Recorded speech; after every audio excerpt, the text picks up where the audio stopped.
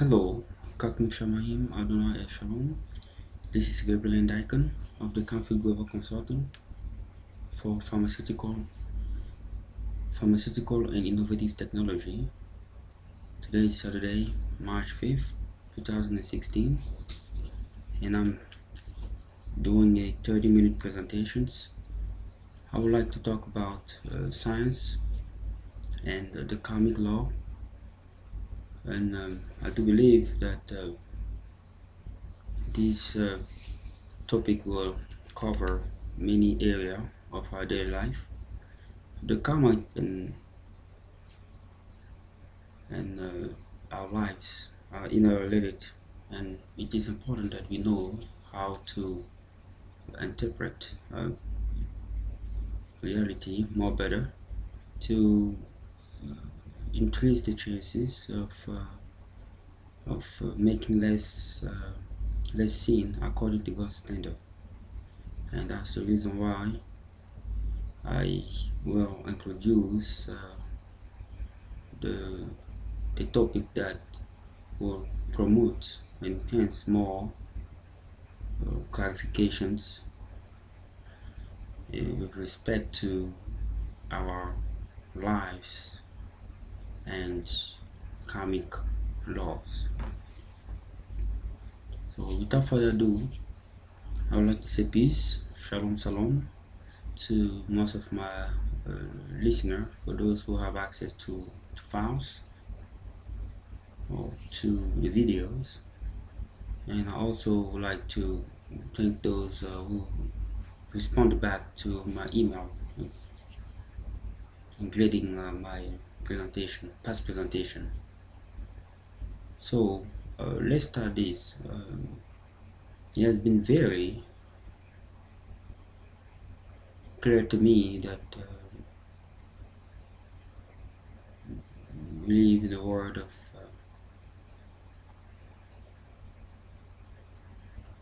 of routine thinkings, like everybody have to do as the system want them to do, and take people of courage to go against what the system want everyone to do, which is a loss of opportunity and a loss of revealing or expressing self. And coming place into knowing who God is. Assumingly, many of us don't, and that's why I'm here today to make sure that many people know who God is. And I'll make clear. Today, Saturday, I defeated our normal science.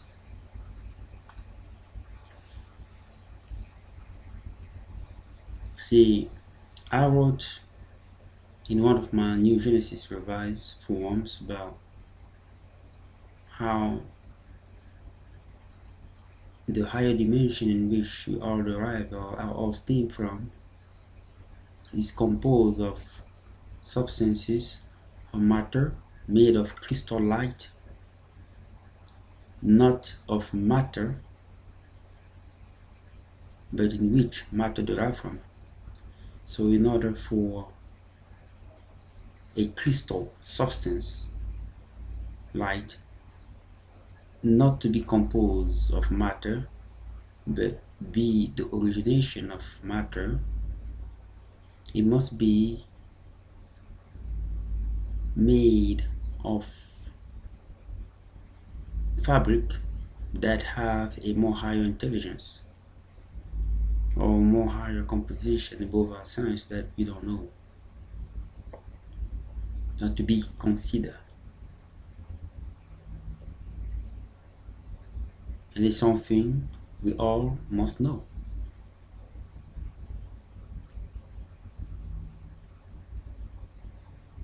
Functioning in different dimensionality is also something that many people must be aware of.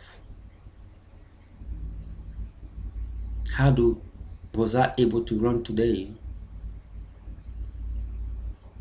in an impossible condition according to our science, known science?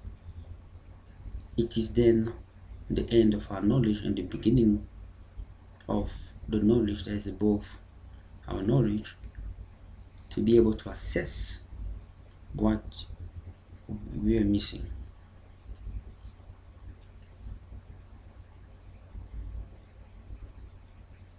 I do believe that many of us have a right to follow what is written in their heart, and sometimes we have to adjudicate or procrastinate against the reality that come along, and we should not, because what we face are preconceived algorithm and protocol to send us a message. See, when I was thinking today, running, I said, the Holy Spirit mentioned about America the Great. Nations are good, nations are great, people are great. With a notion that God already knows the future, but He gave blessing anyway. God knew that the United States will be the United States. God also knew our sins, that we're gonna be tempted to do. So what we see is not a blessing, but it is a test. Let me make sure that people understand what I try to say here. If you believe in God at this point, then if you believe in God, you have to listen carefully, because it makes a lot of sense and it will solve a lot of problems. If you believe in God, God already knew that we are gonna be tempted to commit sin, and He even knew the form of sin will be tempted. But despite it, He gave the blessing. What it does mean for people who have a brain of logical thinking, it is a test. So what we see is a test of either we're going to do better to manage what He gave or not. An example, in the Garden of Eden, God also knew that Adam and Eve would be tempted to commit a sin. But before they committed a sin, He told them something to prevent them to succumb into the temptations. It means that He gave them that garden and everything else, knowing that they will be tempted. So it was a test that they failed. Do we want to be like them? If we don't want to be like them, we must start having love, kindness, and compassion among each other. Soften our heart.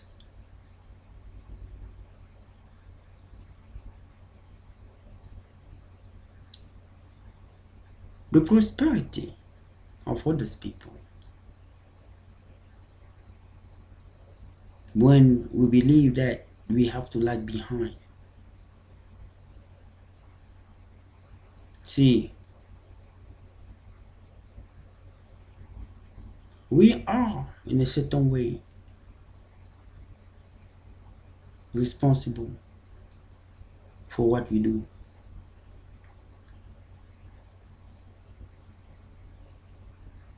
We are responsible for it. We want the nation to grow. We have to understand a lot of concepts. If God, who knows everything, knew the existence of this nation billions or trillions of years ago, knew the kind of people who will be living and the kind of sin they will be tempted to commit and succumb into it, but anyway gave the blessing. People must be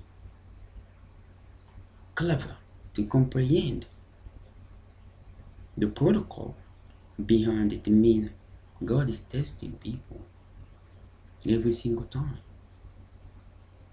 But the test don't come and say, I'm testing you.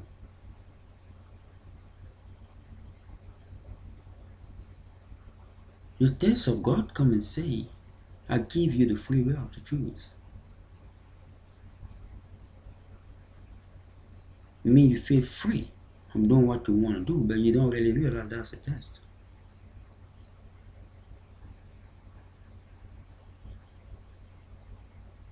So in order to pass that test,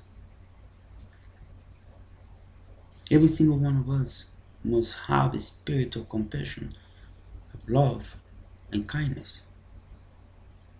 Soften heart.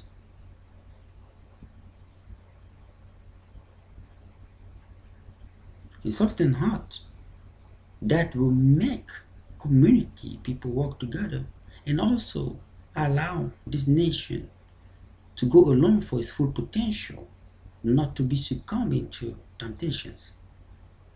So that when the judgment of God comes upon the nations, they can't be saved by His grace because of their actions.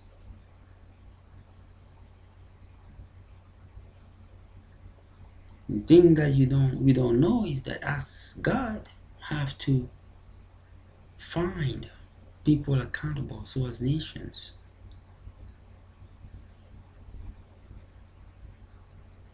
Nations are made of people. The action made by people define the direction of the nations.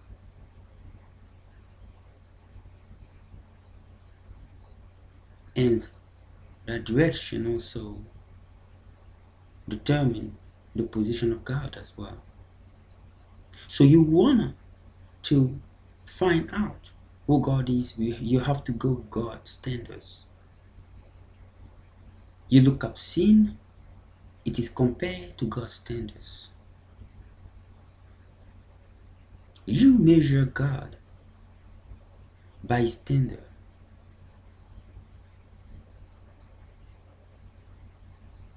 If you measure God by His standard, His righteousness by His standard,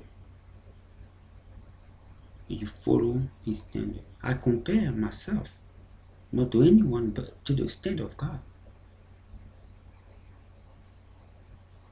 Because sin is not based on man's reason. Sin is based on God's standard. But people got it confused with broken man law. Broken man law. But sin are a word defined in the Bible, are completely connected to the violation of God's standard.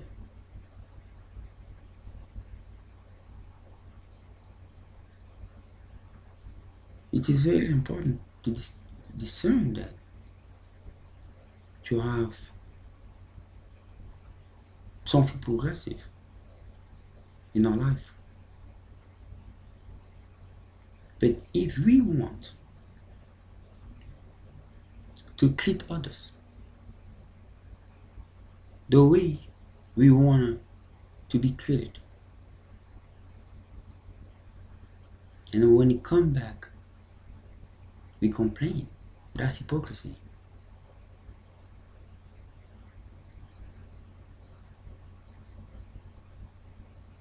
There's one thing that can allow people to advance. It is only to love and compassion. You see, every nation were named before they were created. God oversaw the creation of nations. This country is called the United States. The people of this country are more united.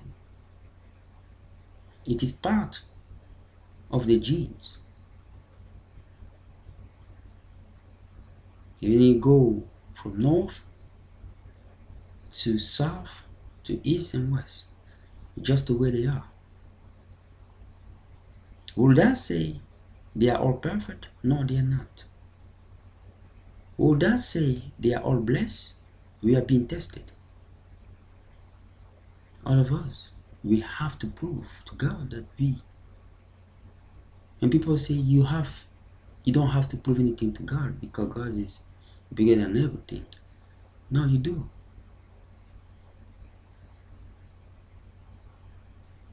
You have to prove to God that you are with Him. Because it is a freedom of choice that He gave you.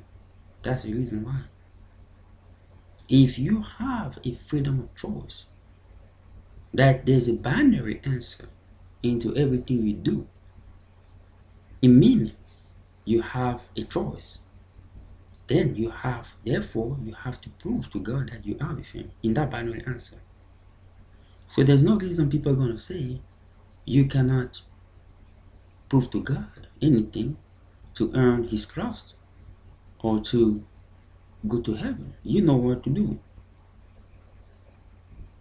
You better do what is right and leave the rest to Him than not doing what is right and believe because there's no measure, well, I can fool God that. No, there is a standard that he put in place. You have a choice. If you have a choice, it means you have to say to God yes or no. If you say yes, then you know He is with me in faith, through faith in character. They support you.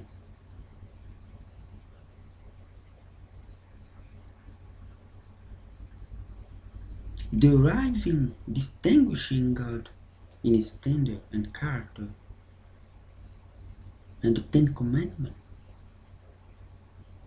are what make God who He is. You don't ignore the Ten Commandments.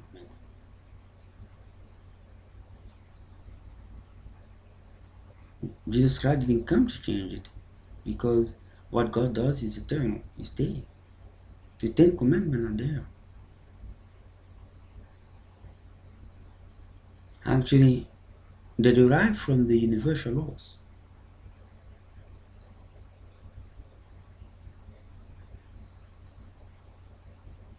We have to believe that there is a higher intelligence who exists out there and who is in control of everything that goes around. We have a world order that believe that they are in control, but when they are not. I'll come back to that later.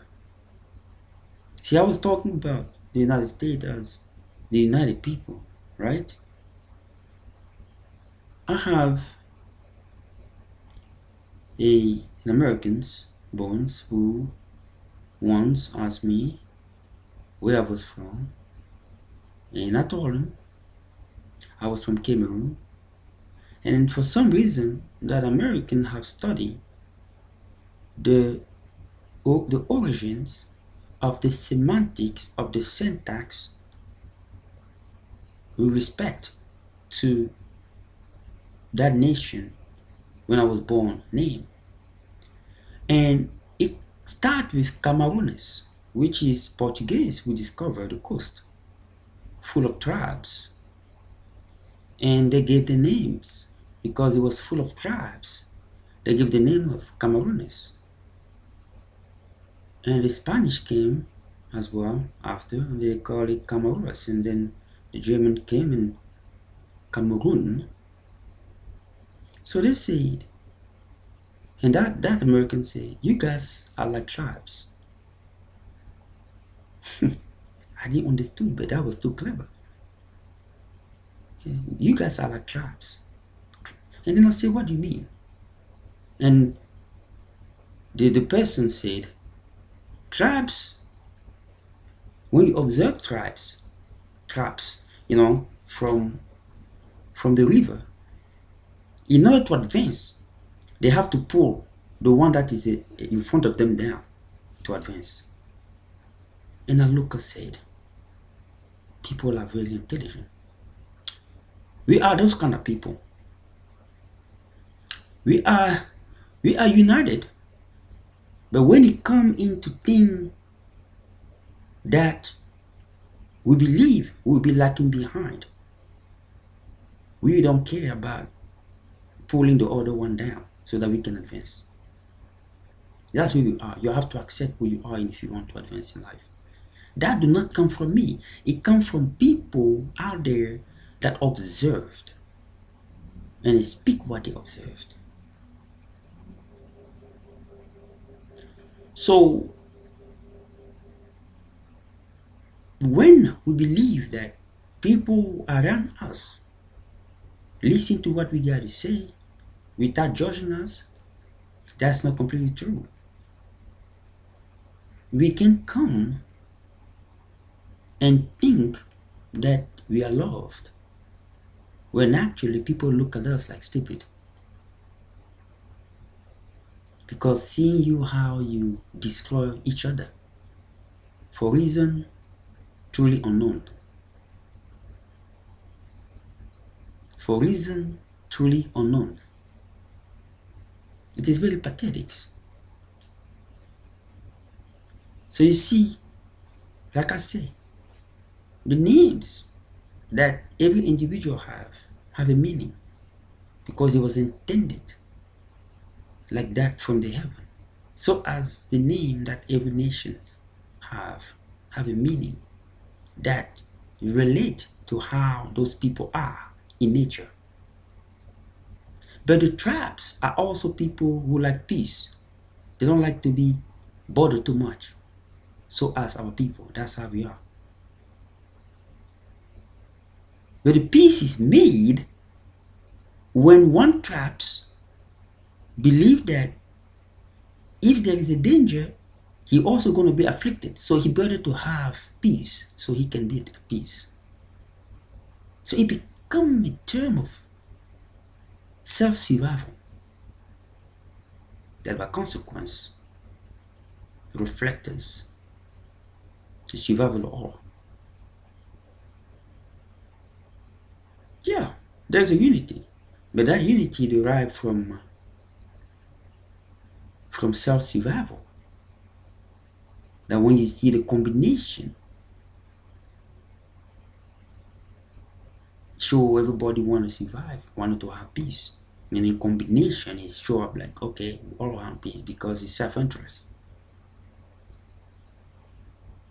If you have war over there, it's gonna affect what my interest here. So better to have peace, or you know.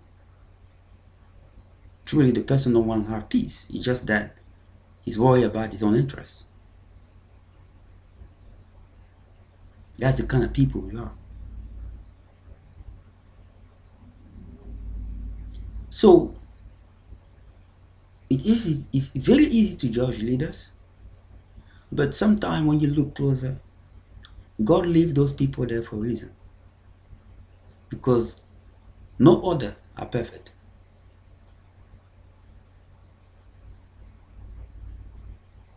We can complain, we can claim, but we are where we are.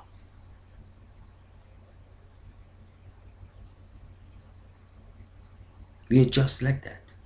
If what I'm saying here is wrong, may somebody call me a liar. But if what I'm saying is completely right, I hope people start reflecting themselves and say,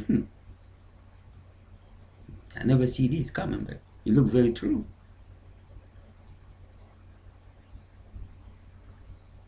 When you wanted to advance as the trap goes, he trap the other one and pull him down so that he can go up and so forth. That's how they move.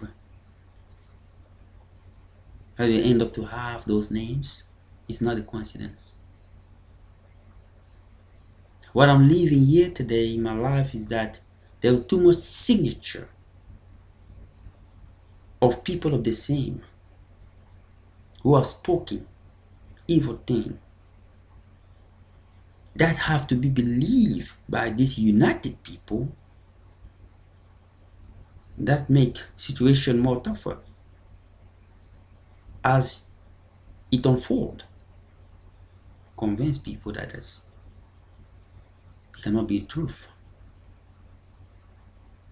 See, the Bible proves you that when you have a hurt, don't look so far. You have to look close because the hurt will always come around close to you. The reason why we sometimes are confused because we're looking away from us instead of looking around us. Because that's where the hurt comes from. See the story of Judah and Jesus Christ. It was not a story of movie making, but it was a revelation of how our life is and will be.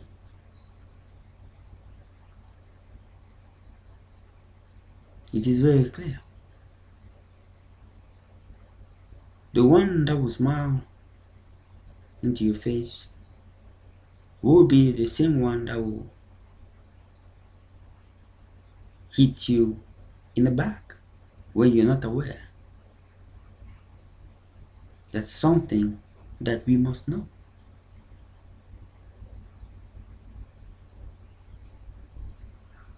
God tests us. He doesn't tempt us because he's a good God. But why we run away from him when he comes into this life? Let me explain. God created this body, a biocomputer machine. It means it functions as a computer system, this time not made out of hardware and software, but made of bio hardware and bio software. That is a very advanced programming using letter code. That is how God made this body, using only 4 letters.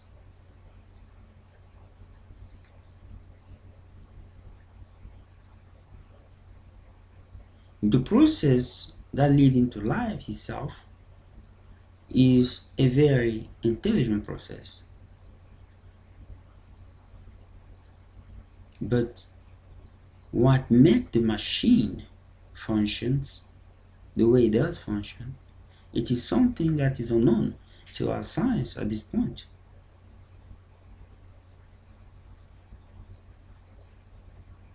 So people have a choice to believe in God or not.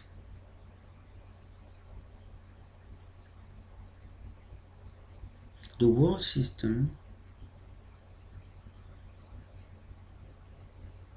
have made a determination to go against the doctrine that promote the glory of God in this earth and bring up a doctrine that promotes self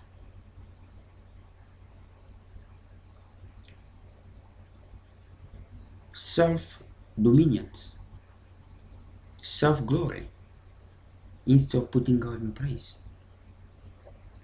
That's where you have the 666 come in place. That is human power.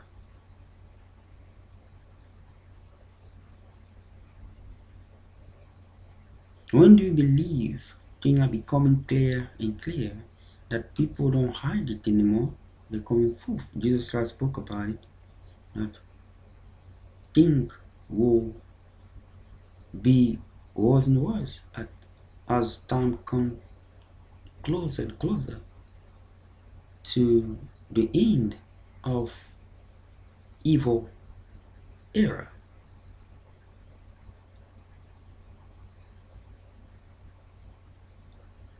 The Holy Spirit in Jesus Christ mentioned about, why do you believe they are not coming to me for the gift they have? It's because they are afraid of facing the karmic reality.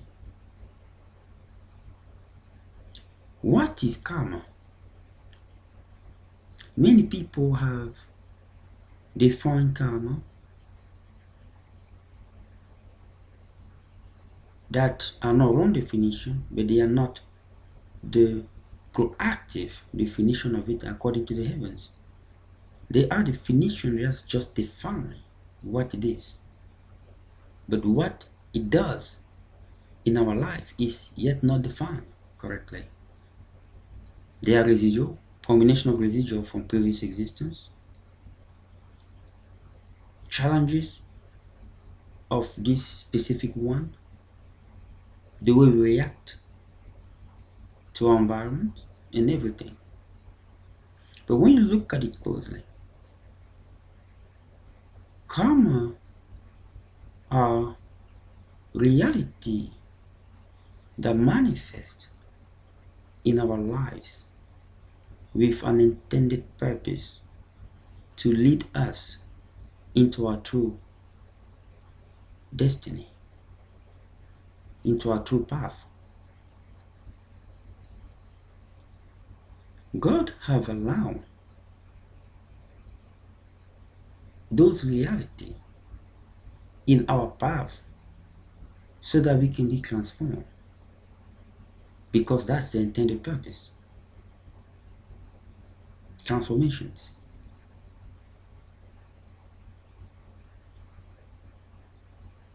I mean, if you don't do something that is right according to standard, you're gonna have to do the same thing right next time according to standard.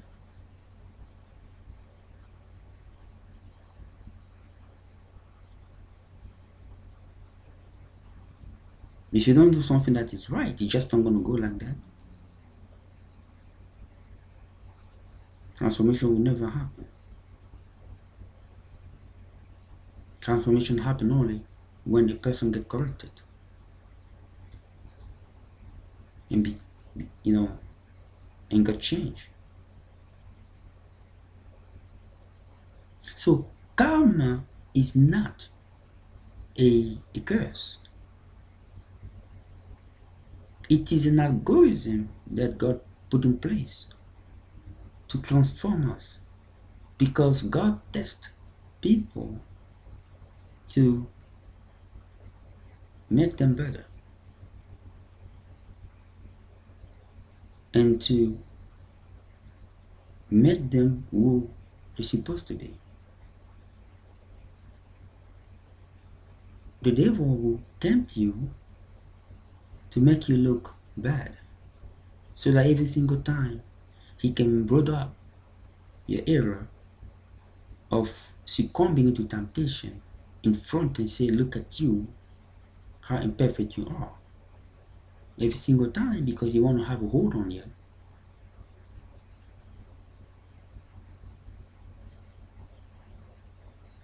But that is not the intended purpose of the test.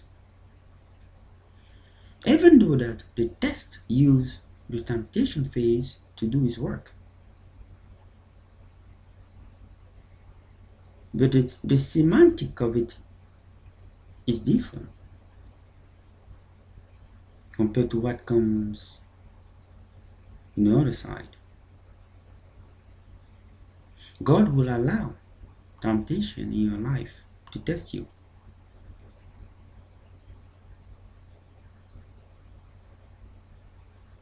So that is all part of our karmic life.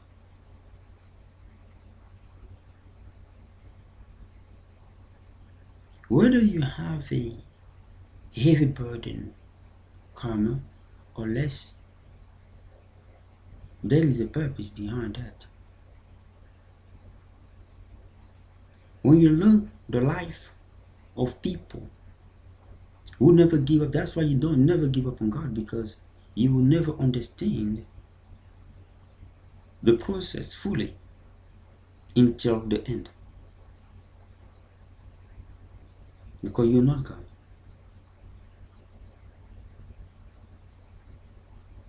If you understand the process before the end, it means that you don't need God.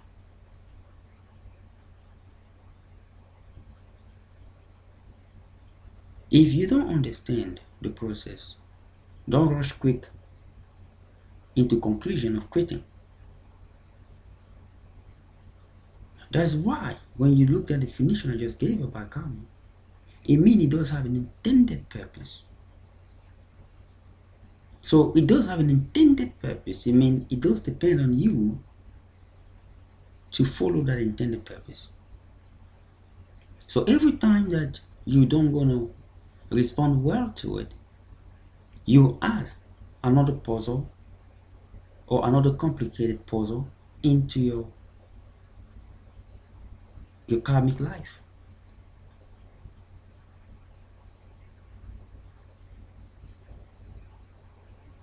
Reality that expresses itself into our lives with an intended purpose to lead us into our divine path.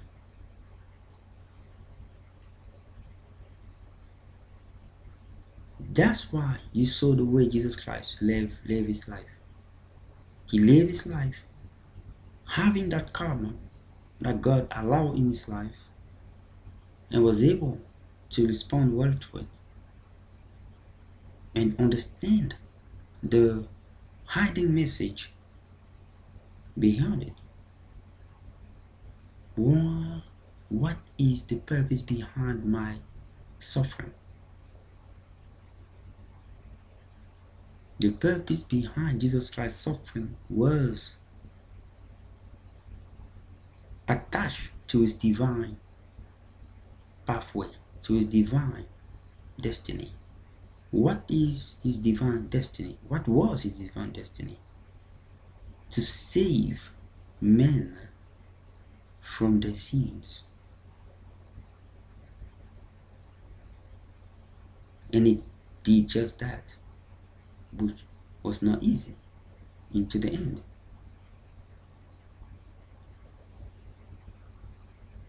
So you have that responsibility to follow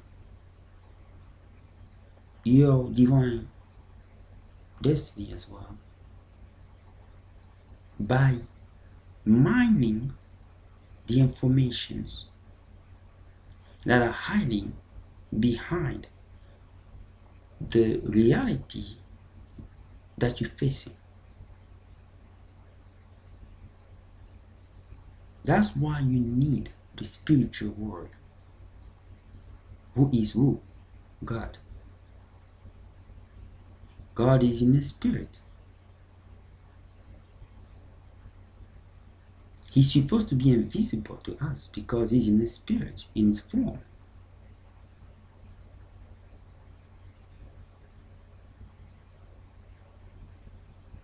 He is not the one who has to degrade himself as a human being to talk to us.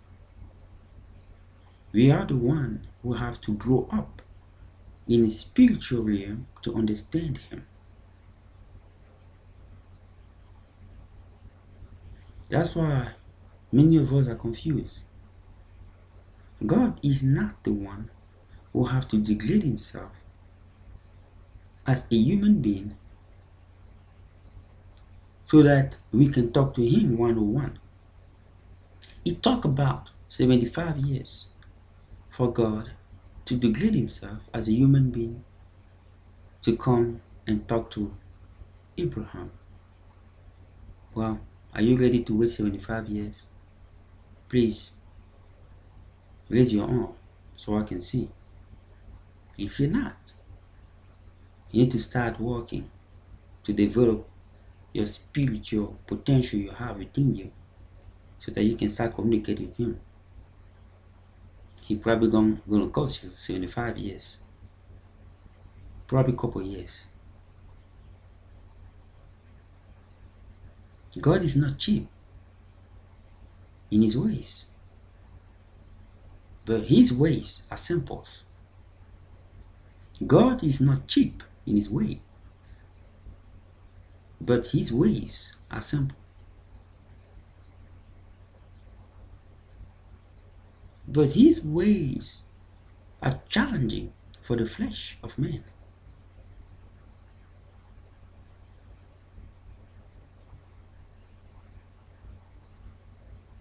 His ways are challenging for the flesh of man because His ways are more spiritual as the dominant force behind everything. We are by nature human beings. It means we are beings that have a ATGC biohardware with a software that is unknown that we don't care about. What we care about is eating, having sex, having money, having the thing of this earth. That's what we care about. We don't care about the spirit that is in us that actually gives command into how the body have to function.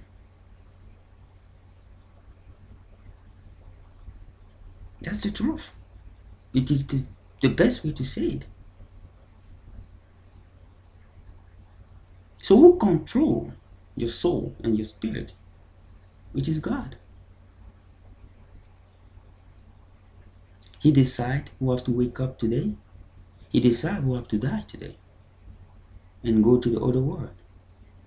He decides who have to enter this world from the other world. What it is that people fear.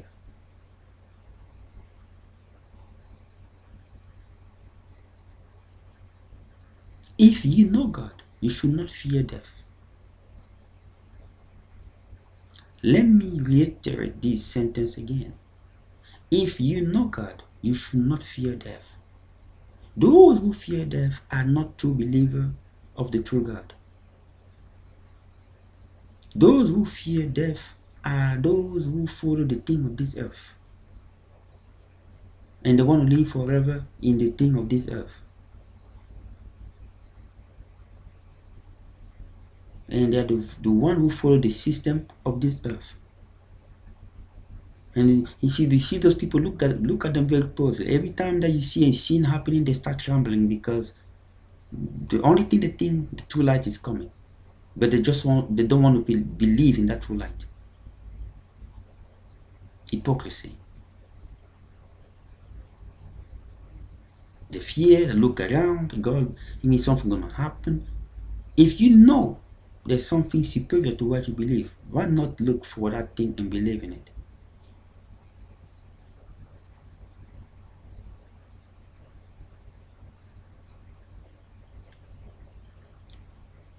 The Holy Spirit is with me at this point as I speak. Now said. God, Jesus Christ Himself told me, The New World Order is part of God's plan. If God don't use what is better for him, his plan will not advance. So he have allowed the New World Order to function, because it is then that they will present the Antichrist according to his plan, to lead into what everybody knows, that is written in the Bible, that Jesus Christ will return.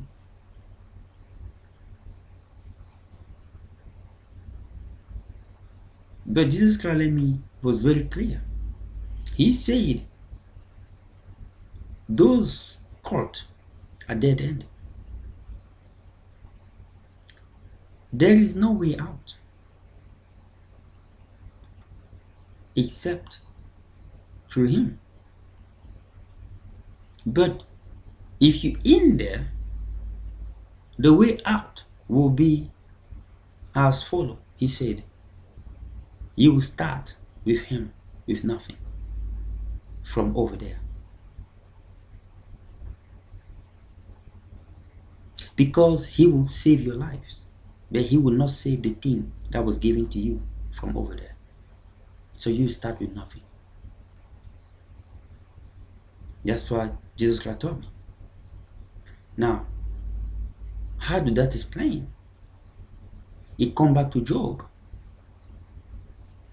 When Lucifer had to go into the throne of God and ask God permission to destroy Job, and God granted him permission in a level in which he knew Job can absorb the pain, and stated, you can do all of these things, but you cannot take his life.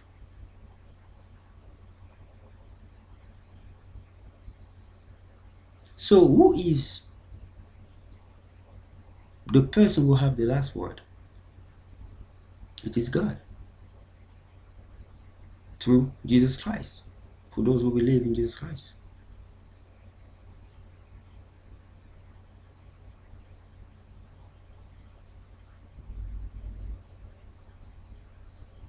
The thing with the Luciferic doctrine is not to make the lives of people better. It is a temptation. You have to remember, you are born, and you will not be the last person born with exceptional gift. There were people before you, and there will be people after you.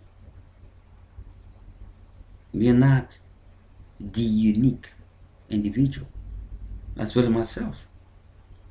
Before you, there were people like Jesus Christ. He was tempted. So don't be there and believe this is a lucky destiny. It is not. You've been tested.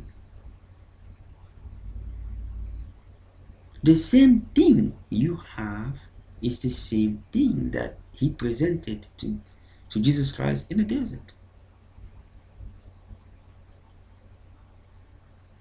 Jesus Christ rejected those things.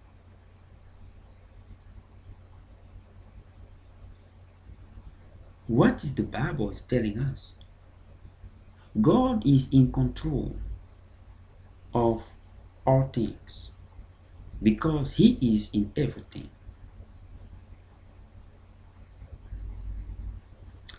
But when it comes into the materialistic world, God is in a spirit.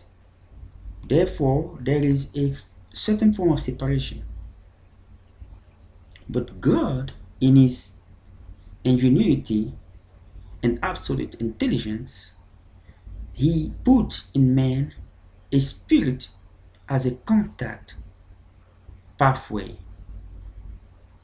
to communicate with his creation. But because we are more default into the flesh, our lives got infected by evil thoughts. Then separation occurred. Therefore, God is not the commander of the reality of this earth. Lucifer is. But God is the sovereign leader and the source of all decision that make the last resort. But in order for his work to be effective, men should wait for his own timing, for God's timing. Because when you have two individuals that are interfacing in a same place, they work in order. It means God have his own timing and Lucifer have his own timing. But the timing of God is superior, and God don't react into the timing of Lucifer. He takes his time. You have to wait for God's schedule and timing. Like we do have schedule, so has God. When people, an example, people ask you sometimes for help, you say, wait, I'll get back to you. Can I have this? No, wait, I'll get back to you. I fill up my application over there. What's happening to it? Wait, we get back to you. Or I have applied for this or that. People tell you to wait, we get back to you. So when it comes to God, people say, no, he's too good. He doesn't have those restrictions. No, he does have a schedule as well. If the Bible says we're created in his image, it means the way we're acting is pretty much derived from how God is, with a different spectrum in the biggest picture.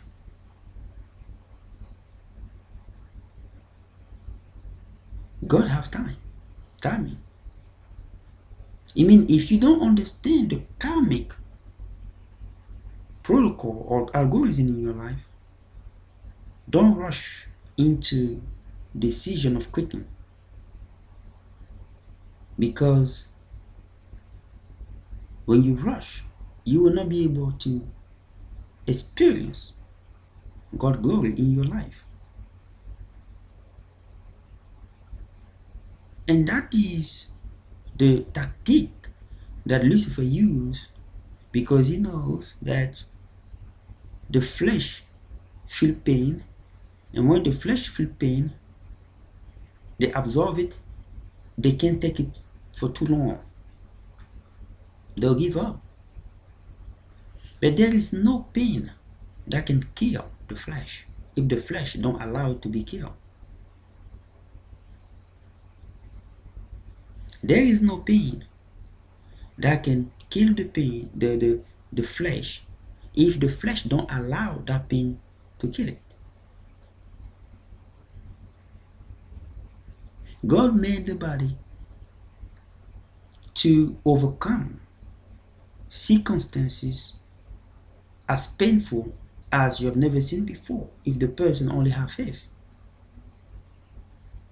And it's the reason why your body is divided in two different segments: the spiritual, emotional, and physical.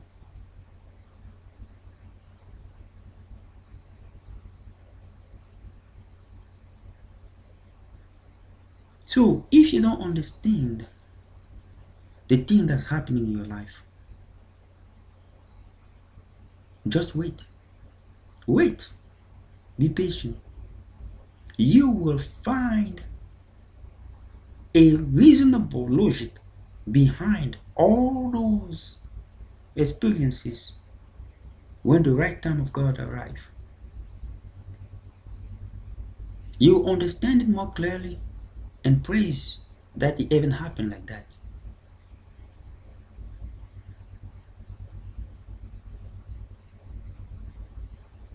Most people believe Gabriel and Lycan life is over. I have a contract here with a company in 2014, and that contract is still open. Pay me $50 an hour. This company is a consulting firm company. Those are the papers I have. What did that tell me? It tells me, God is telling me, hold on.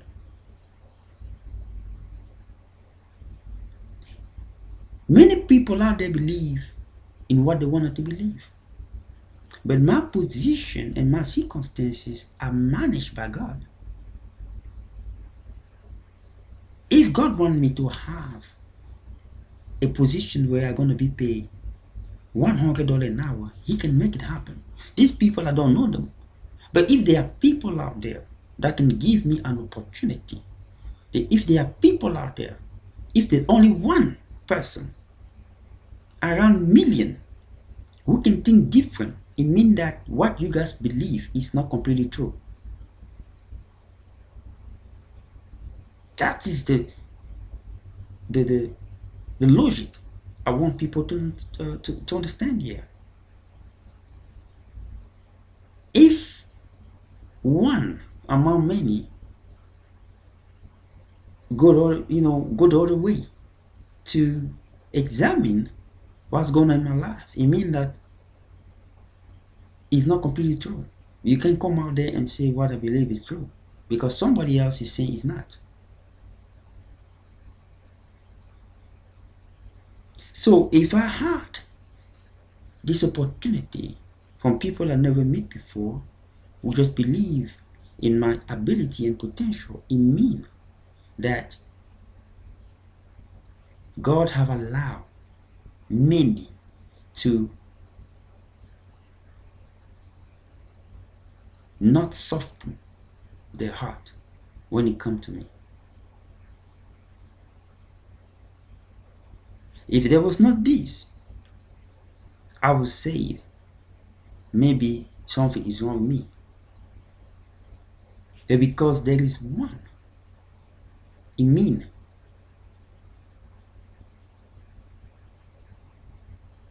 the air do not only come from me. It comes from all parties that are involved. That people must have more love and kindness. So people can be able to use their full potential and to reach the full goal, to lift everybody up so that everybody can rise at the same time.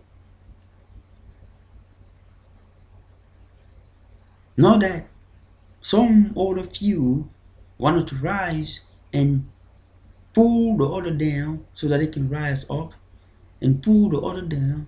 That's not how God put it.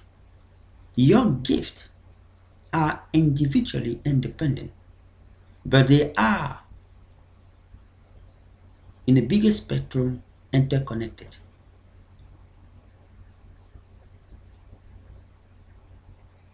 So they are parallel in our talent and gift because they have a specific signature that are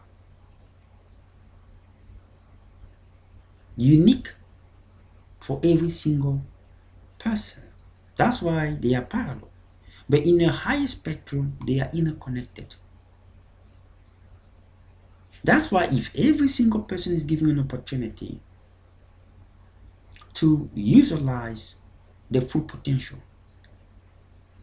it is beneficial to the entire system as a whole to also advance using their own potential, their own full potential. Because the system is composed of individuals, and individuals are composed of those potentials. So if individuals use those potential to the fullest, the system will benefit by positive consequences of previous actions to also be lifted into its fullest potentials.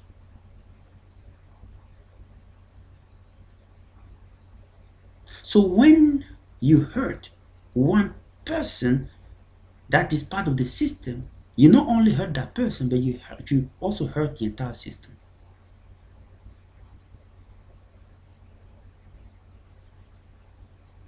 So if you want the world to advance, you have to understand these algorithms of commune responsibility and commune understanding of love and kindness. It is what rule this world. Love is what rule the world in which God live and derive from. No materialism, no position, no what you are. And what characterizes love is the character. That's why God is after our character. The way money is here into this material world, it is how love is into the spiritual world. Let me put it in a different way. The way you see money here into your flesh world, it is the same way love is seen into the other world. It is what satisfies. It is what opens doors. It is what makes you, have access to the thing that will help you survive over there. It is what going to let the Holy Spirit guide you and open doors into the absolute light. It is love. So if you don't develop love in this earth, you are bankrupt in a spiritual realm. You have to know that. And the best way to develop that love is to connect with the one who created love and with the one who's actually love, actually. That's why God found us accountable for our life in terms of love and personal relationship with Him. Only two things. Because love is going to polish your character.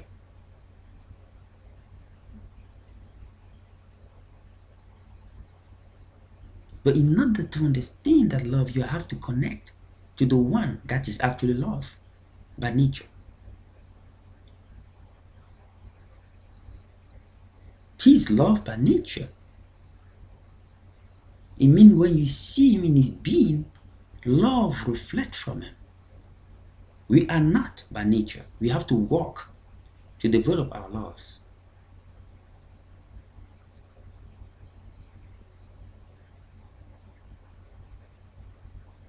Many people believe they're looking for love. Every time that you're going to be looking for something with God, He's going to give you the opposite of it first before He can give you what you ask for. Why do God do it? He did it over and over, and He continues to do it because God would like you to remove the thing of the flesh and grow into the spirit. Polish your character and be transformed to the person He have intended you to be. Then, when what you ask for is released, you will be able to use it in a full potential and not make it wasted. Then, if you don't waste what God gave you, you glorify His work and His character. That's why this business of karmic life is too much important.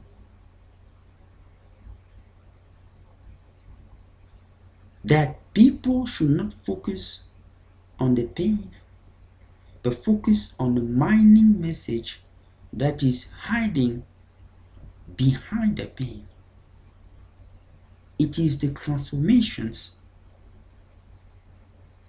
that God is looking for.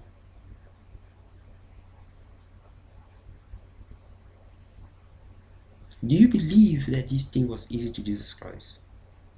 When he have to be informed about his destiny. Imagine you are here today. You are born. You see the world system. You also have some flesh thing that bother you.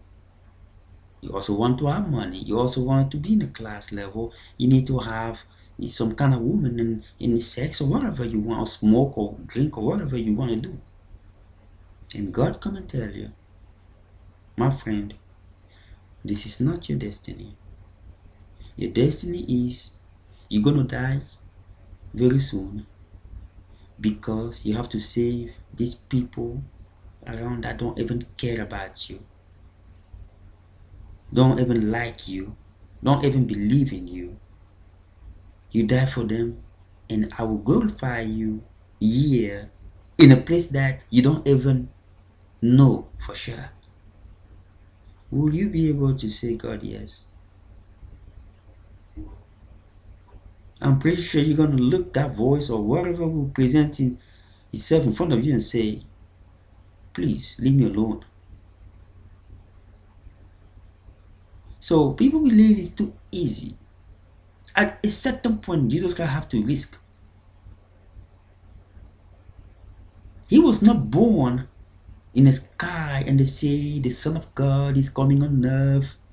He was born like you. So he have to grow with the power that was inside of him so he can understand who he was.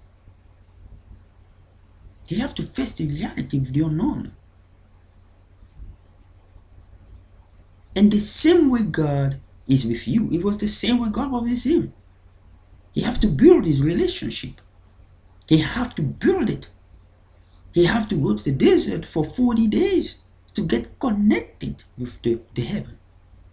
The way he got connected, to develop the power that was inside of him. God did it very right. Sometimes he have to pray and say, God, I know you're around. God didn't show up every single time, you know, like people believe. He have to earn his path there.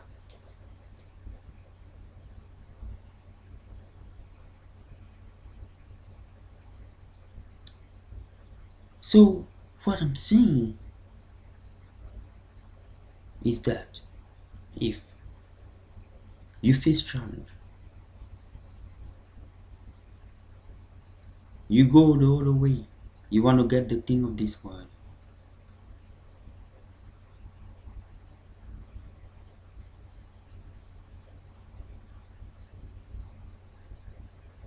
you have to know that the way out will not be the way you believe it will be, because there's no way out in those.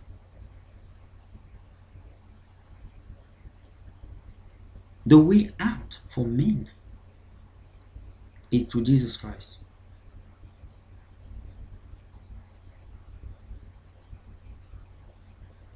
It was not easy for him to accept his destiny.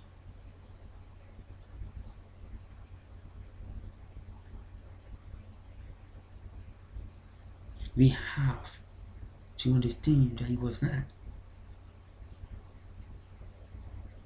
So when we all go into painful situation, we have to be reminded that God have a time table. And God is telling you to wait because he's coming. You know what I'm facing? You have to help yourself to say to God, I am with you and I believe you. Unless you believe on the unknown, on things that you know you cannot control, you will never gonna see the power of God manifest in your life. If God cannot see a pathway in which he will be distant from a human, he will not act.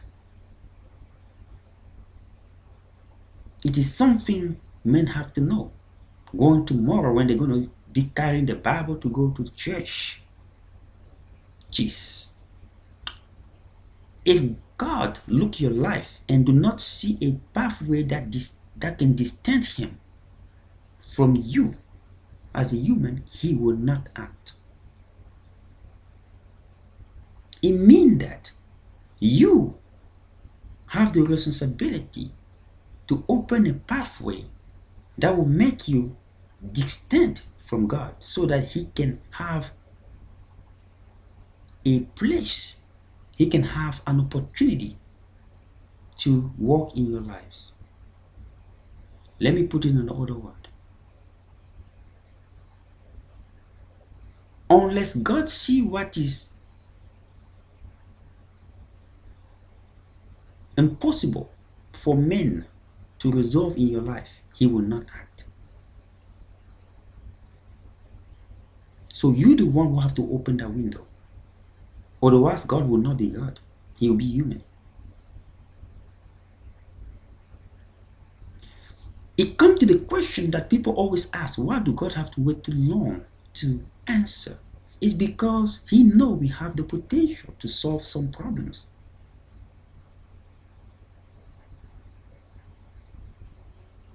And he waits when he knows everybody have given up.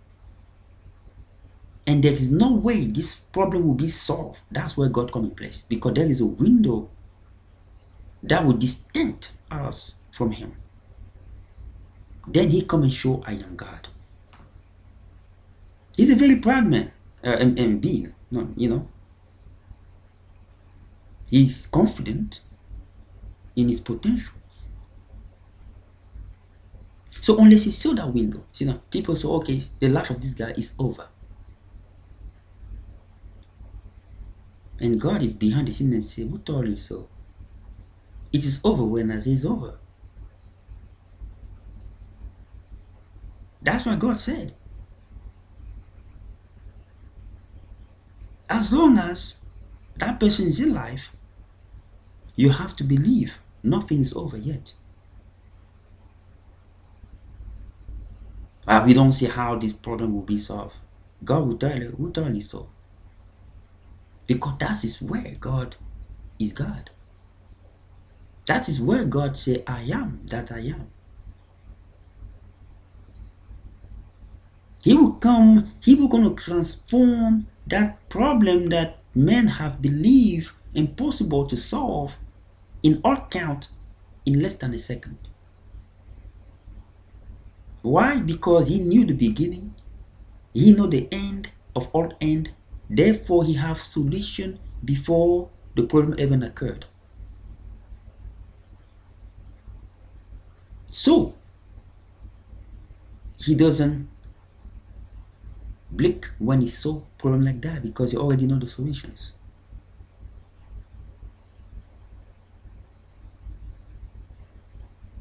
Way before you were even born. Actually, he's the one who manufactured, who have allowed that to happen in your life.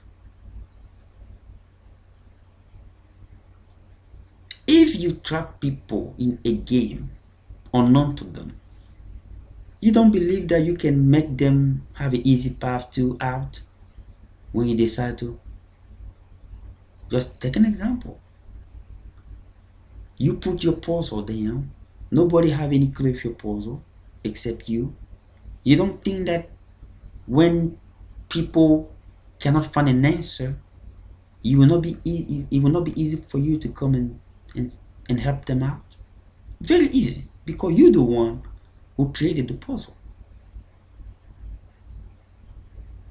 I come back to a simple human logic. You create the puzzle, and then you take people who don't have any clue about your puzzle and tell them to work with it. They cry a problem, they can solve it, and then you just come and look it up right there in one less than a second. Because you're the one who made it. All of us don't understand this word. We don't understand this word because we didn't create this word. We were born into this word. We came in, oh, the word. Trees, people, funny looking. And so, in time, you become familiar with the funny looking people. And you become also a funny looking for the next one who's coming. So we don't understand this word because we didn't make this word. We came into this word. Therefore, what is the best pattern to solve our problems is to look into the one who made the word. Not to look into the one who wanted to make you believe in a certain ideology that have nothing to do with who made this word.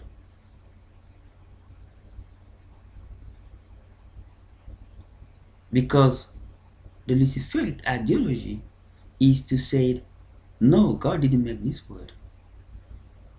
You came out of a scientific higher intelligence process with no reference.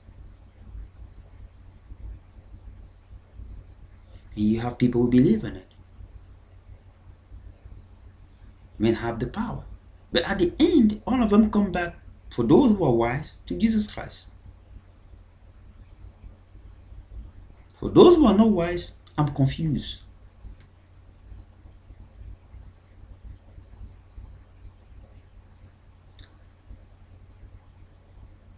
What is that Jesus Christ is asking you to do that make you not give a shot? Jesus Christ he's not asking you to do any cult, any prayer of chanting, and I even say to people, a simple prayer, true prayer that comes from your heart directly can make a big difference and beat any other occult with 900 years of practices. And you just come with a simple prayer that have a true meaning from the bottom of your heart, and it destroys all of it.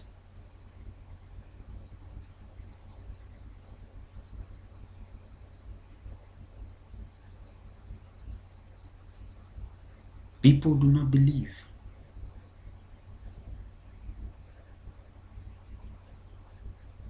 God will always choose what we see as trash and choose that trash and make it the lead of the word. That's why he been doing since men journey, human journeys.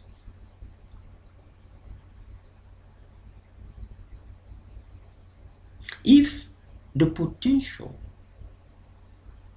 at the end, it is not about your sin alone that lead you into hell. It is about your unwillingness to walk with God that lead you into hell. Let me repeat this again. It is not about your sin alone that lead you into hell. It is about your unwillingness to walk with God that lead you into hell. If it was only sin alone, many people would not go to hell. Example, Saul, who became Apostle Paul. He committed a lot of sin. And as they defined sin earlier, that sin are the violation of God's standard. he was going after Christians. He killed, he persecuted a lot of Christians. That was sin. But that alone didn't make God to decide not to save him.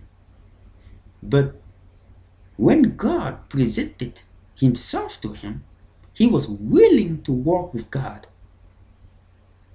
So at the end, this is something new.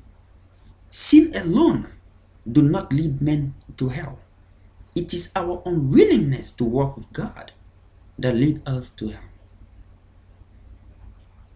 Because God knows you're going to sin, you want it or not.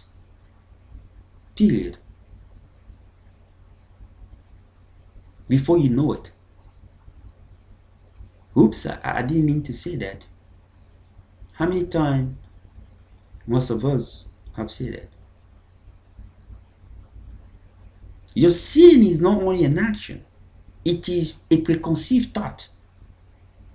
God is in your Bible. A preconceived thought is considered a sin. When people say something, I wish that person, I wish him to be dead, that's a sin right there. I wish him to be sick, sin right there.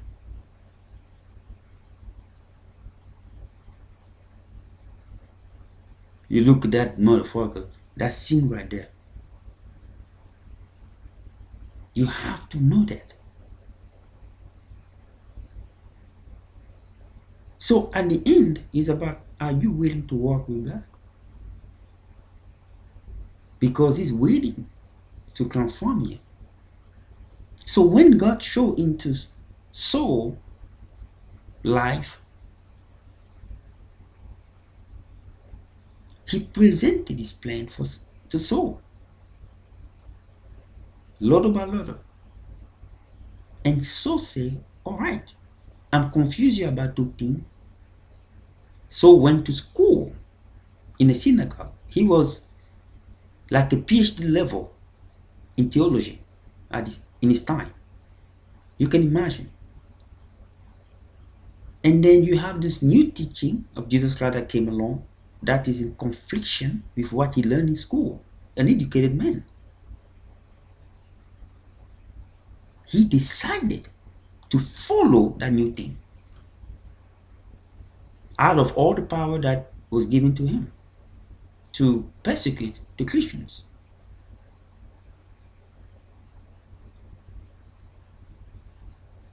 It is that willingness to walk with God that made him Apostle Paul.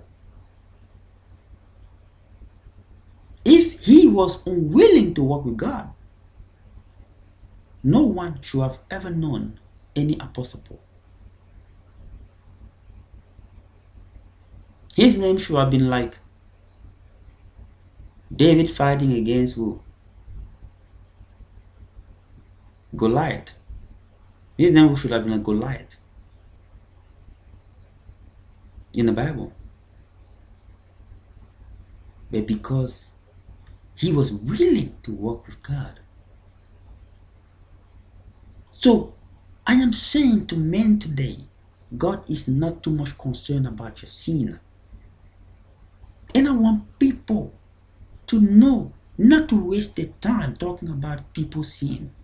People are subject to sin. You want it or not. You didn't come in this life to live here without sinning. You came here to sin so that you can be corrected to move into perfections. It is something that people have to know.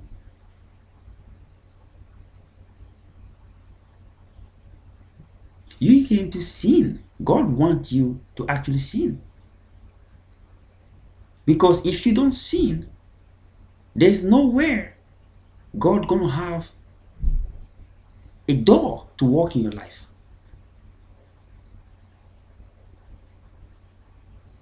Now, what does that mean? It doesn't mean that God is saying, because I want you to sin, start making sin yourself. Start arranging to sin. That's not what I am saying here. And that's not what God is saying. What I'm saying is that in nature, you are sin. You will not be able to make righteous decisions all the time. That's what I'm saying. And I'm not saying that with preconceived idea that God sent you here to sin so that He can perfect you, so He can have a powerful to work in your life. So I'm going to make up situations. No, you're becoming God. That's different. And God's going to stop you. You see, that's what God did to Saul. When Saul tried to become God, he tried to make situation. See, he was told by the high priest not to continue. There's something with this new uprising religion. Let it go.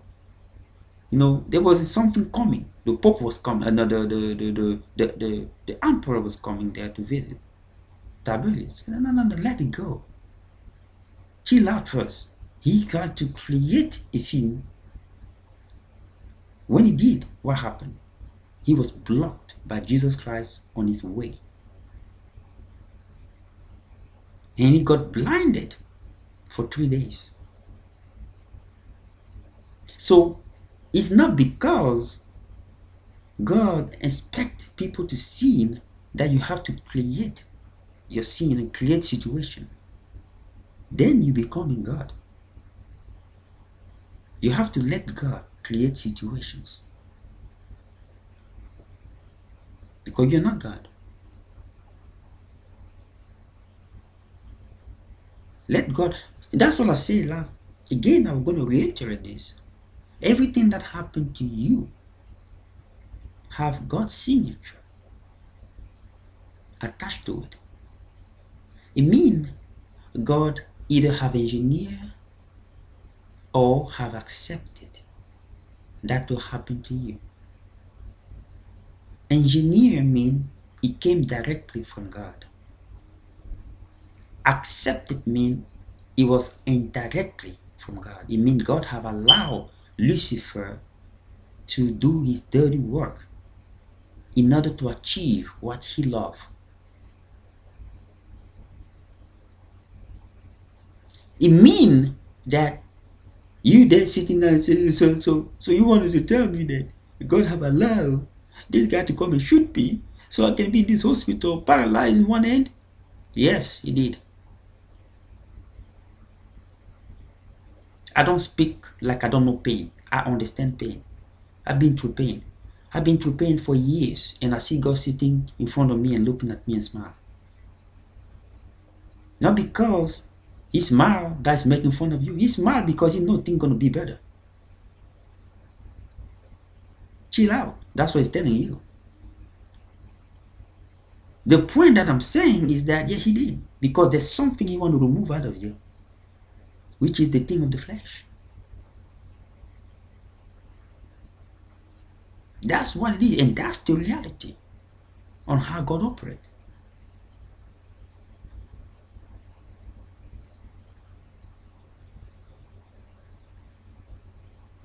So God will allow what he hates the most to achieve what he loved the most. What do this tell you about life? This life thing gonna go worse before it get better. An example, when a baby come into the mom wound, you're gonna show me in this earth when a baby come out of a mom wound, a woman who smile. The day you're gonna see it, there's a demon into that process. The thing of God never come easier. Before things get better, it got to be worse. When you see how a delivery of a baby is, it's like somebody gonna be killed. That's what it is. You're going to be cursing God. You're going to be, but at the end, you're happy about what you see. Sometimes not happy, but at least you're alive.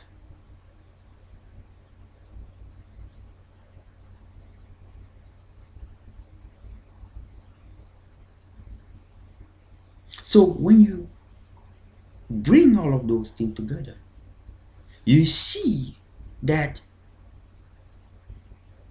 what happened to us is linked to God. And is also linked into a karmic life with an intended purpose to lead us into our divine destiny. So the reason why God allowed painful situation to happen in our lives is because He wants us to be in a pathway that He have destined for us before we were even born.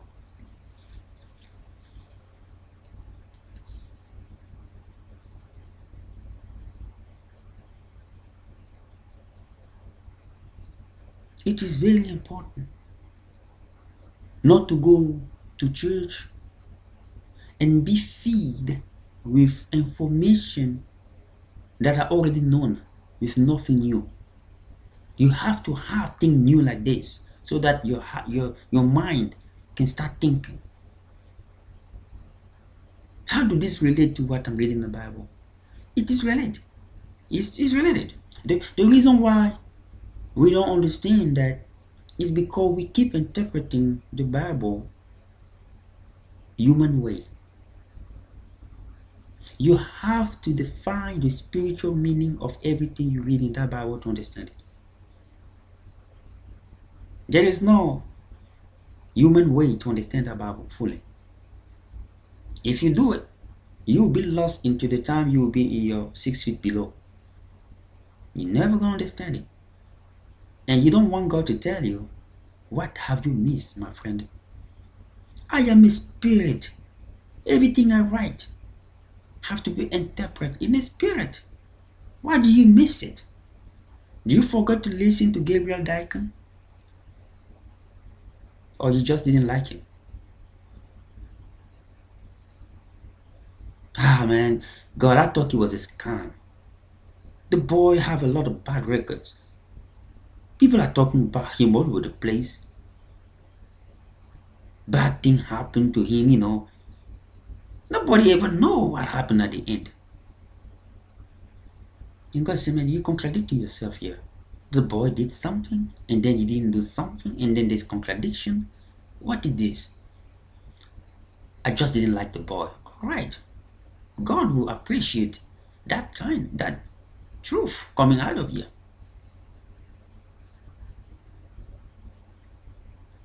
And God gonna tell you how many stories you read in the Bible where my people that I choose were perfect. All of them have a mixed up life, and I choose them for a reason. Jacob, who became Israel, mixed up life. David, mixed up life. Joseph of Egypt, mixed up life. Noah, a mixed up life. Every single individual, life mixed up. Because if you don't have a mixed up life, there will be no place for God to work. A mixed up life means a life in which a man have reached his end of understanding it or try to resolve what he's facing. So when the knowledge and intelligence of men end, that is then the beginning of the knowledge and God, wisdom. Then he have a pathway to manifest himself and work as God.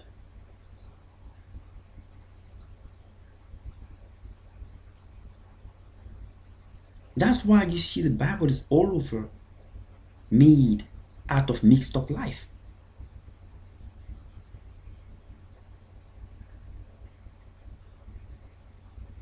We should not worry and spend our time talking about remembering people about sin. Those are Luciferic approaches. Why do Lucifer does it? Because he always wants to remind you how imperfect you are. God is not here to remind people how imperfect they are, because he already know that we are born to grow. So why does he have to waste his time talking about how imperfect you are instead of looking a pathway to develop you? That will not be a clever God. The person who does it is the person who don't like you. A person who spend all his time talking about you have done this, you have done that, and never talk about how you want to move forward. The day you're going to meet Jesus Christ, I'm telling you, the day you're going to meet Jesus Christ, you're going to come in front of him. The only time Jesus Christ is going to open his mouth is when you're going to start talking about how to move forward. You're going to be talking about the past, the hate, the past, the sin, the past. He's going to be looking at you. Even if you do it for 1 hour, you'll be surprised. And the moment you're going to say, I wanted to, then you're going to see how he smiles and he start talking. Because it is all forgiving. You got to be able to move above it. The problem with us humans, we spend all our time trying to remind people of how bad they are, what kind of error they have done, instead of focusing on the future.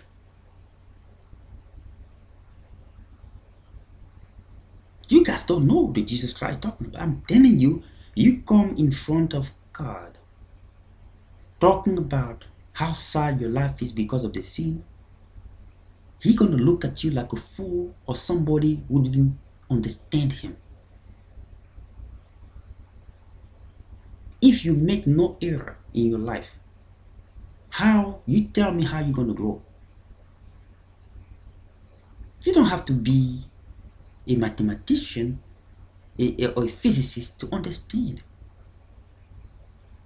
You have to have some mismatch in order to have correction.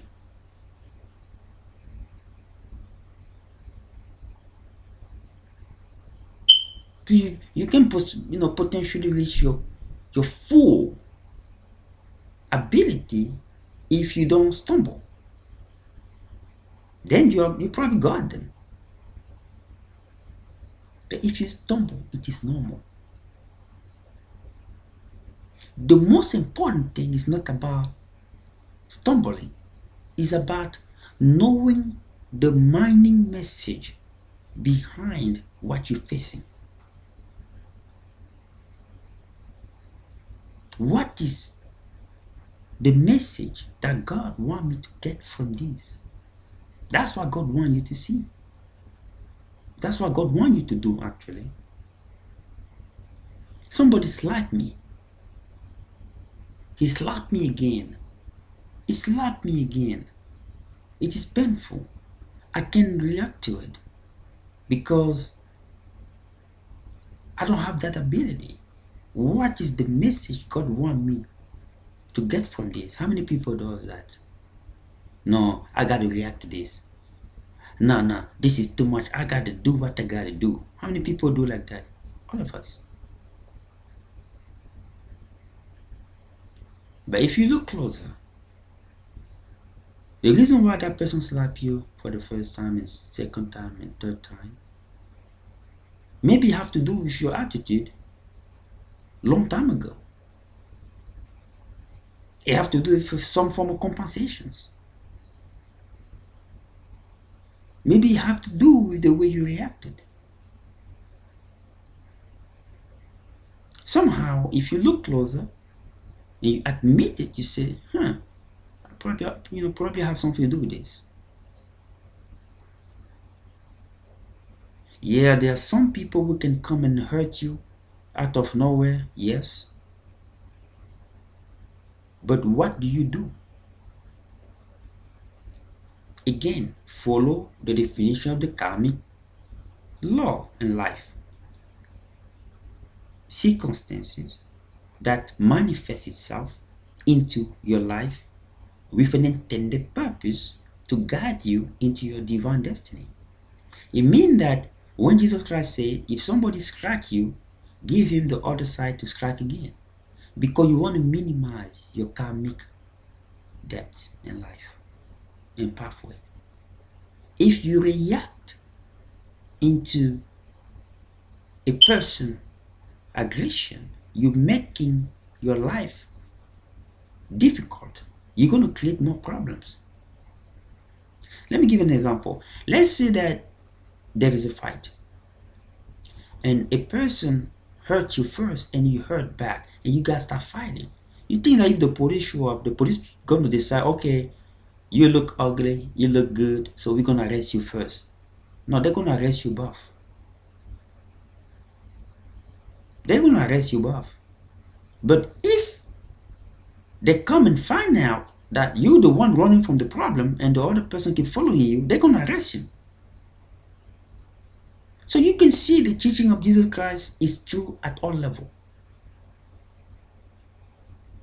So that's when I say that karmic law have an intended purpose.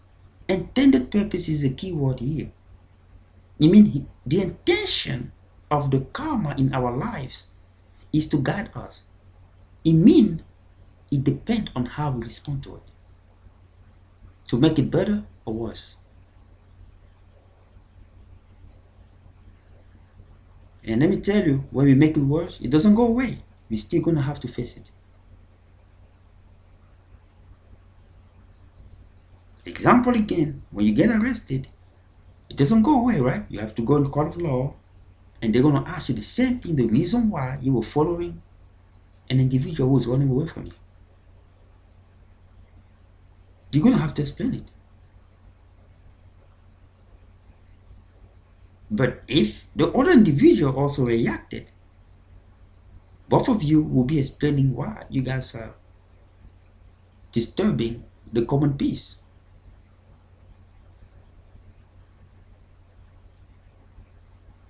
You should say, I should have followed. You know, my heart told me to let it go, but I keep pushing.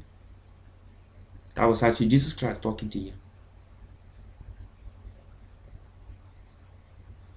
You could not see him because you didn't have a big faith. That's all. Maybe what is you're going through is him trying to fortify your faith. So next time you believe in him when the same thing happen again.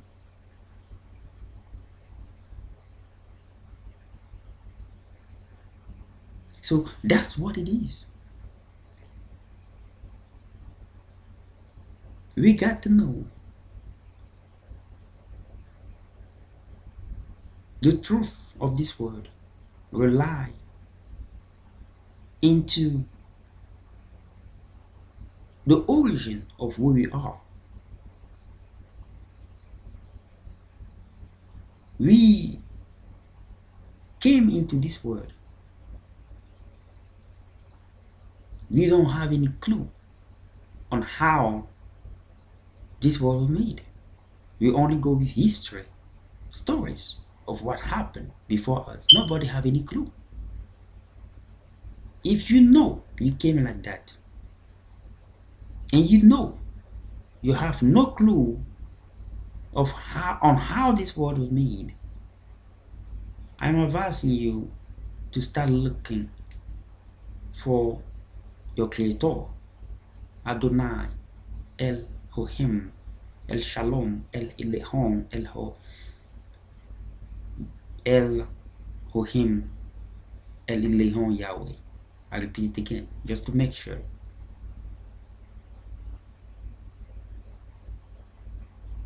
You start looking for him.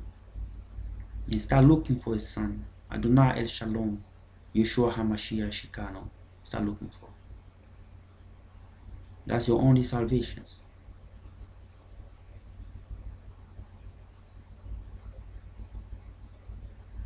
We don't get our reputation saved with the thing of this earth. We don't claim to save our own reputation with the thing that we possess or power. God is the only one who can save our name and reputation. But we must have a common denominator into the process. And that common denominator is called love and kindness. If you have no love, you have no kindness in your heart, do never believe that you are with God. You're fooling yourself. It is like saying, I am water, when actually you are fire. Or saying that you're fire when actually you are water. Fire and water are not the same thing.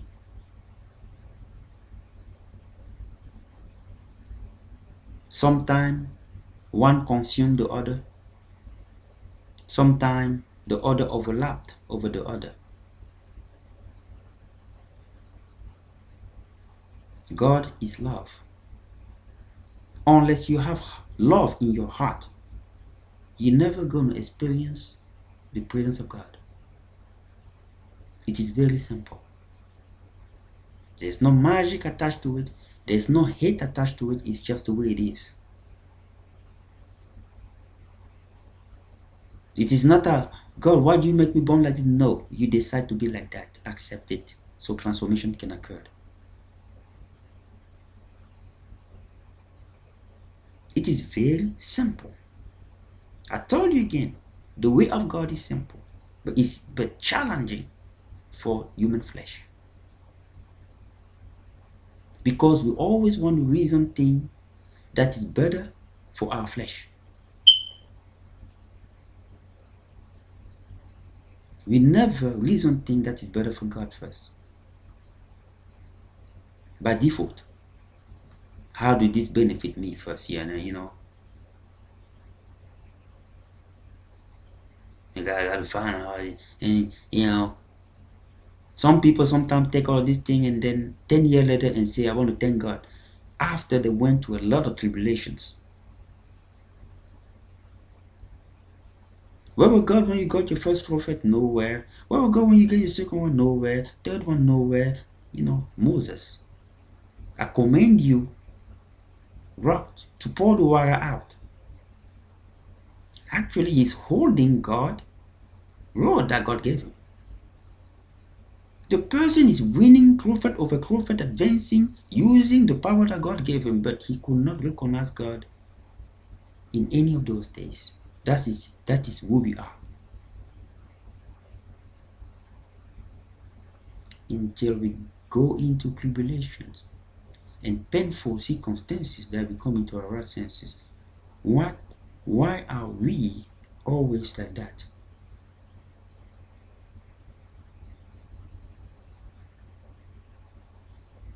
Are we going to be learning from the Bible, or just keep reading the Bible like it's just a story of people?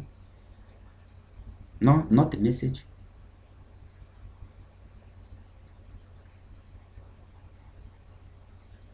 I'm not talking down into people, but I'm speaking the truth. And if I don't speak what I do speak here, it means I am not worthy to be the servant of God in all count.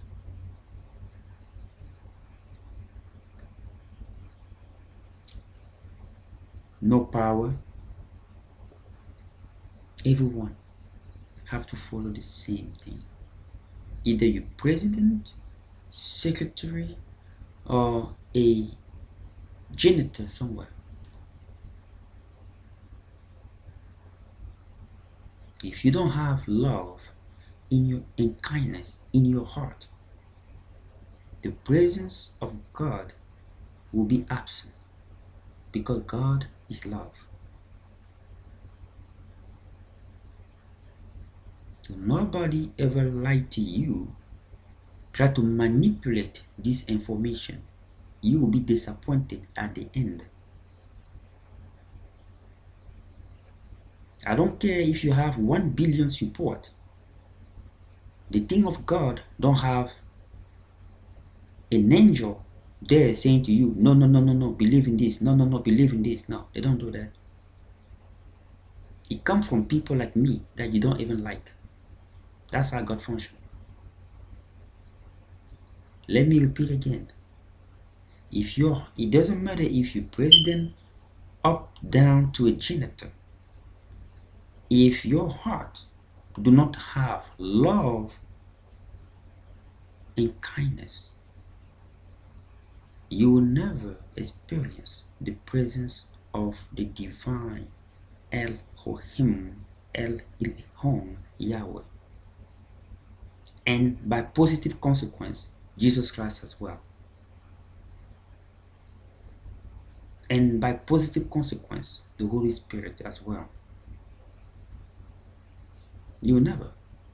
I'm not a prophet, but this is something that is certain. And I hope people get this message and save it into the thought and heart to be transformed.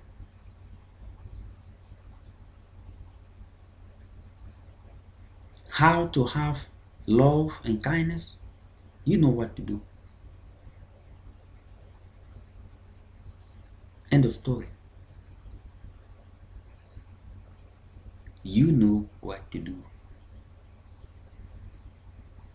The reason why you're not seeing it is because you try to hide something.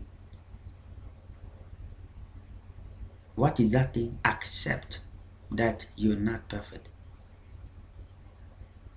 And accept that you got to remove some of the thing. That's the progress. So you know what to do.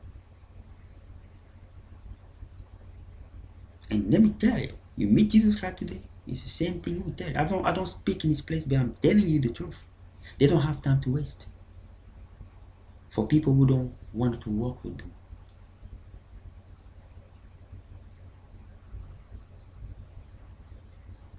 You're going to come and ask God, how would I have love and kindness in my heart?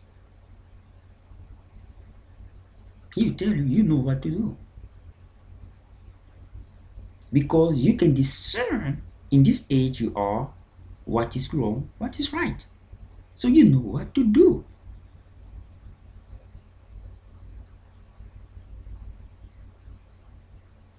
And I hope people can listen to this presentation over and over. I can be reached at www.angelohmade Facebook, Twitter, Instagram, LinkedIn, Pinterest, Google+, MySpace, and many other social media that you have been involved. This company, like I say to people, I don't compare myself to people. I compare myself to the standard of God. And I hope people stop comparing themselves to me. It's a waste of time. You can believe in what you want to believe. But if you don't have a master in a field of science which require higher expectation, such as biostatistics or mathematics or physics, and you're not pursuing a doctorate level educations or 2 different doctorate level education, you got to be very careful of judging me, because we are not walking in the same horizon. I'm walking a different platform. You're walking in a different platform. We don't have the same language. You have to know that. At any moment in my life, things can go from 0 to 1 million. I don't know about you. So be careful when you think you're insulting me. At the end, it's not about the degree that the person earned, but it is about the knowledge that has been earned from that journey that can be used.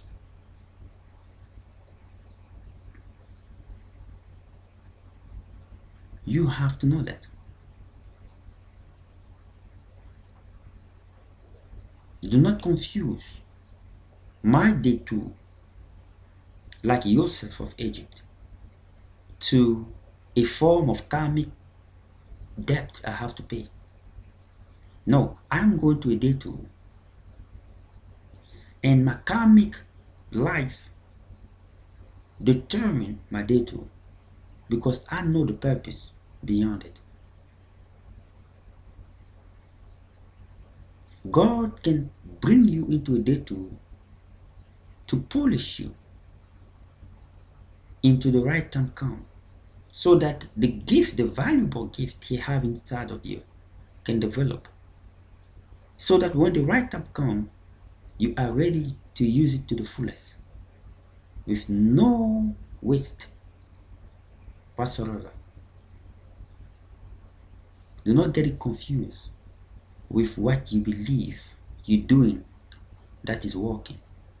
What you're doing that is working, it is part of the detour that God is using to advance His purpose and will on people's life. In this case, my life. He will make you think that you're in control when actually He's using what you're doing to do His overall plan that you have no clue of. That's why He's doing. I might be in my detour today, like Joseph of Egypt, but when the right time will arrive, what I have learned will manifest in a degree that people will have no clue. They will think that I'm from a different planet, because I am in a process of getting ready. Thank you very much, and may God bless you. May His power and glory be upon those who are willing to accept Him and walk with Him with love and kindness into their heart. It is His desire and will for all mankind. Thank you very much for your time once again.